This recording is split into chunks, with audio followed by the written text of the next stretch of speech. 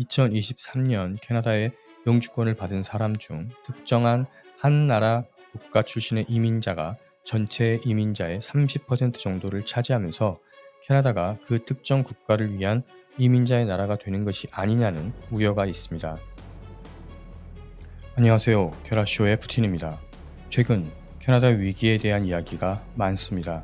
이민자의 천국으로 여겨지던 캐나다가 이제 급증한 이민자들로 인해 사회 경제적으로 힘들어지고 있다고들 합니다. 그래서 여기민에 대한 이야기도 종종 듣게 되네요.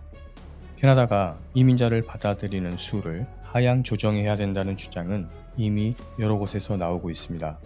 심지어 퀘벡주 총리 프랑스와 르고는 현재 이민 수준에 대한 우려를 표명하면서 최근 몇 년 동안처럼 많은 이민자를 계속 받아들인다면 신규 이민자에 대한 과잉 반응이 일어날 수 있다고 경고했습니다. 르고는 캐나다 트리도 총리에게 퀘벡으로의 이민을 줄일 것을 촉구하고 나섰습니다.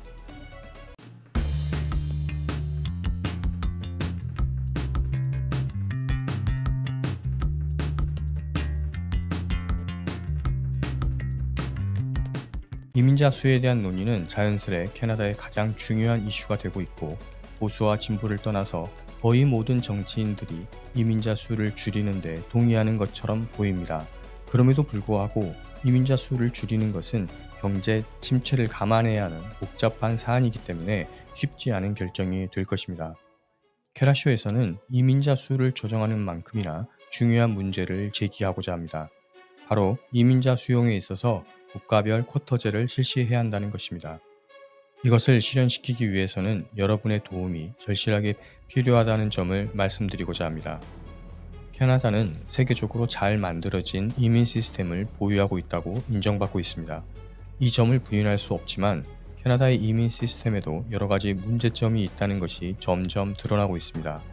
특히 최근 몇 년 동안 캐나다에는 인도, 중국, 필리핀 등 특정 국가 출신의 이민자가 급증하고 있습니다. 캐나다 통계청의 이민 월별 업데이트 통계를 보면 2023년 캐나다의 영주권을 받은 사람 중 특정한 한 나라 국가 출신의 이민자가 전체 이민자의 30% 정도를 차지하면서 캐나다가 그 특정 국가를 위한 이민자의 나라가 되는 것이 아니냐는 우려가 있습니다. 캐나다 통계청의 통계를 조금 더 구체적으로 살펴보겠습니다. 2023년 캐나다 영주권자가 된 사람은 총 47만 1,810명이었습니다. 그 중에서 인도 출신 이민자가 13만 9,785명으로 전체 이민자의 무려 29.6%를 차지했습니다. 그 뒤를 이어 중국 6.7%, 필리핀 5.5%, 아프가니스탄 4.3%, 나이지리아 3.7% 순이었습니다. 이러한 현상은 경제적 기회, 교육, 가족 재결합 등의 이유로 인해 특정 국가 출신 이민자들이 대거 유입되었기 때문이라고 전문가들은 분석합니다. 반면 2023년 대한민국 출신의 이민자는 총 5,205명으로 전체의 1.1%에 불과했습니다. 이러한 변화는 캐나다 사회 및 경제에 많은 영향을 끼치고 있습니다. 핵심적으로는 캐나다가 표방하는 다문화 정책의 근간이 흔들리고 있다는 것입니다. 캐나다 이민법의 취지를 잘 나타내는 이민법 항목 중 한 구절을 소개해 드리겠습니다. 다문화적 특성을 존중하면서 캐나다 사회의 사회적, 문화적 구조를 풍요롭게 하고 강화한다. 는 것이 캐나다 이민법의 주요 취지 중 하나입니다. 하지만 지금처럼 특정 국가 출신의 이민자 쏠림 현상이 계속된다면 이민법의 취지는 무색해질 것이 뻔합니다. 따라서 앞으로 캐나다 정부가 이민 정책 방향을 고려할 때는 미국처럼 국가별 이민 쿼터제의 도입을 심각하게 검토해야 한다고 주장하고 싶습니다. 그럼 이렇게 국가별 이민 쿼터제의 도입을 주장하는 이유에 대해 말씀드리겠습니다. 캐나다는 1971년 세계 최초로 다문화 정책을 도입했습니다.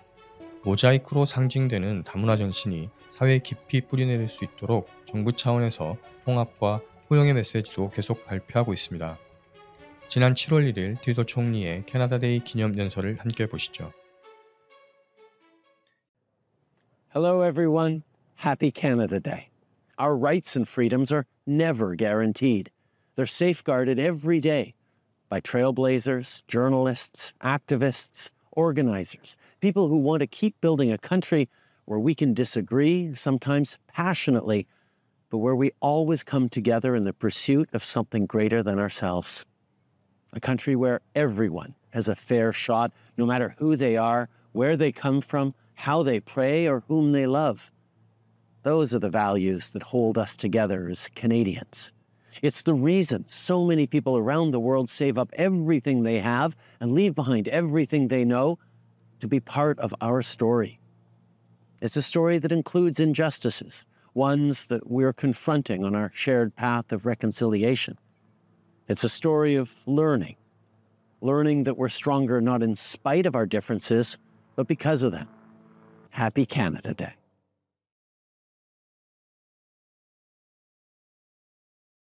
이렇듯 캐나다 트루도 총리는 캐나다는 다름에도 불구하고 강한 것이 아니라 다르기 때문에 강하다면서 다양성이 캐나다 힘의 원천임을 여러 번 강조해 오고 있습니다.